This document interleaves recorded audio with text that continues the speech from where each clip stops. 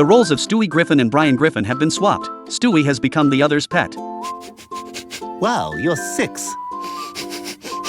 And from Denver? One day, Lois Griffin went to the supermarket and took Stewie and Brian with her. She asked Brian to wait in the car and took Stewie into the supermarket with her. Stewie was delighted to hear this because this silly dog wasn't allowed in the supermarket. Brian pleaded with Stewie to be kind, as he didn't want to stay in the car. Then Lois opened the trunk to get the reusable bags. She told Stewie to hold her hand and not let go. However, Stewie couldn't wait any longer and broke free from Lois's hand, running towards the supermarket.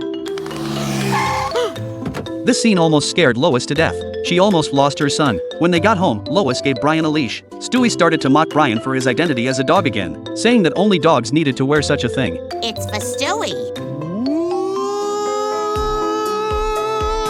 What happened that morning made Lois realize that children always like to run around. She told Brian that he must keep a good hold of Stewie in the future. So Stewie ended up being led by Brian. After that, Brian took Stewie to the park to play. The leash quickly got tangled with someone else's. Wow, you're 6. And from Denver? After leaving the park, Stewie suggested going to the movies. On the way, they met Herbert. It seemed that the parents in the town had been paying a lot of attention to children's safety issues recently. Stewie wanted to watch a children's animal movie, but Brian ignored him and directly asked the ticket seller if there were any exciting movies recently. This made Stewie really angry. He thought the movie he chose was much more interesting, which had 3 giraffes that could sing and dance. But Brian still didn't listen to Stewie and directly bought 2 tickets for the movie he liked. No! Animals singing! Stewie, enough. We're not seeing animals singing. Ow!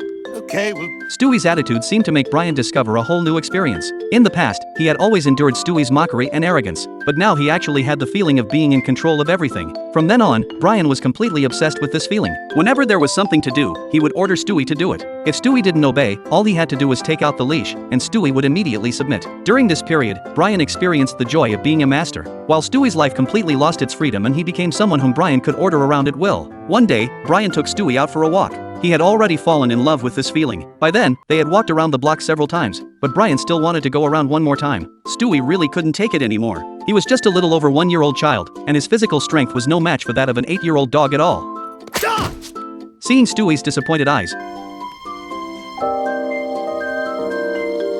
Brian finally realized that he had gone too far. Before he knew it, he had become an inconsiderate master. So he made a difficult decision, to give his best friend his freedom back.